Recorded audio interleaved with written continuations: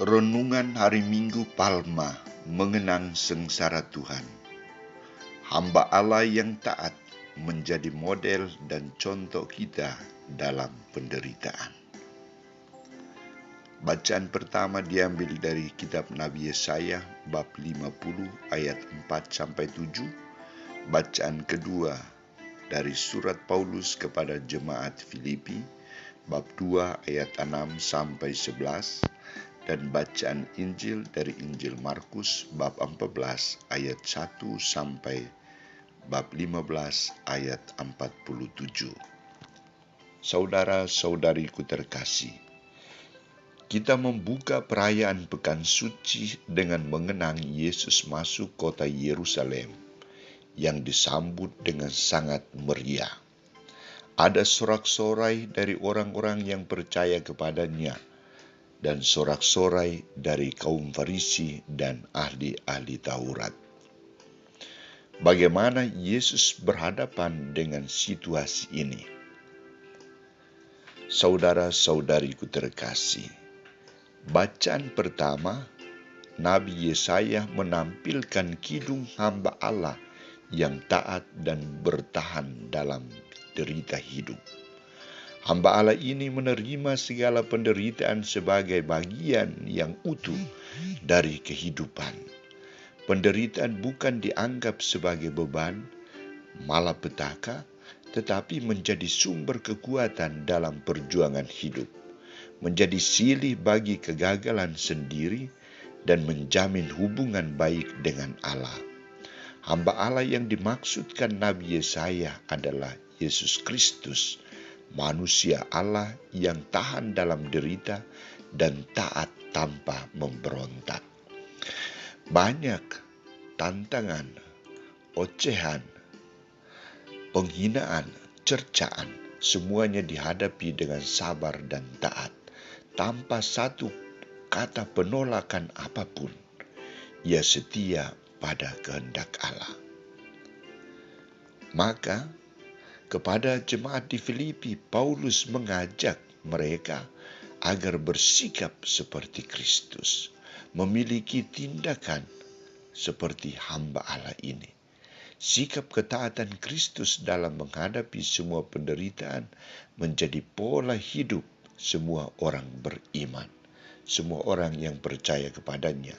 Artinya, perilaku dan sikap hidup setiap pengikut Kristus harus mencerminkan perilaku dan sikap hidup Kristus sendiri yang telah mengosongkan dirinya sendiri dan taat sampai mati dan bahkan sampai mati di salib.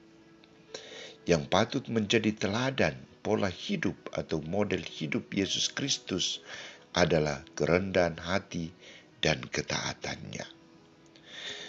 Sikap kerendahan hati dan ketaatannya kepada kehendak Allah menjadi model dan contoh bagi kita kepada para pengikutnya dalam menghadapi penderitaan.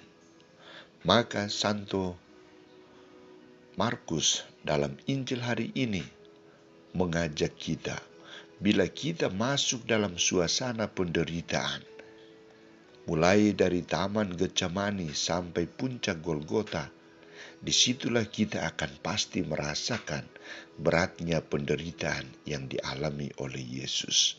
Bukan hanya karena ia telah disiksa dan difitnah oleh para serdadu sampai seluruh tubuhnya berlumuran darah dan malahan ditelanjangi.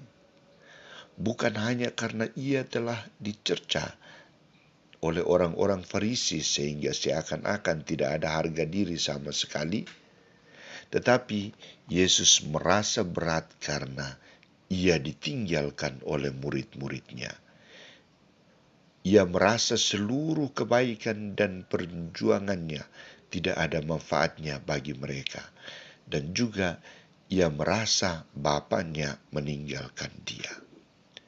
Ia sungguh-sungguh berjuang sendiri, hanya ditemani oleh Simon. Itu pun karena dipaksa dan mendapat hiburan dari wanita-wanita Yerusalem. Tegakah Allah dan murid-muridnya? Tidak. Itulah jalan hidup yang harus dilewati oleh Yesus Kristus. Ia sangat komitmen dengan panggilan dan perutusannya, cinta dan ketaatan kepada Allah dan manusia.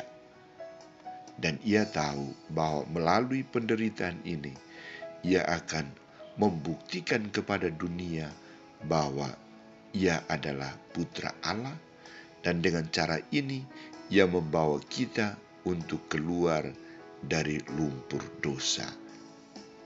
Saudara-saudariku terkasih, bagaimana sikap kita dalam menghadapi dan mengimani sikap Yesus sendiri? Kita diminta untuk belajar berkorban dan memikul salib bersama Yesus. Kita belajar bersikap solider yang benar dengan orang yang menderita, orang yang membutuhkan. Kita belajar untuk bersikap rendah hati dan taat seperti Kristus. Kita belajar untuk tidak takut memikul salib Kristus. Mari kita berjalan bersama Yesus dalam merenungkan misteri penderitaan, wafat, dan kebangkitannya dalam pekan suci ini. Amin.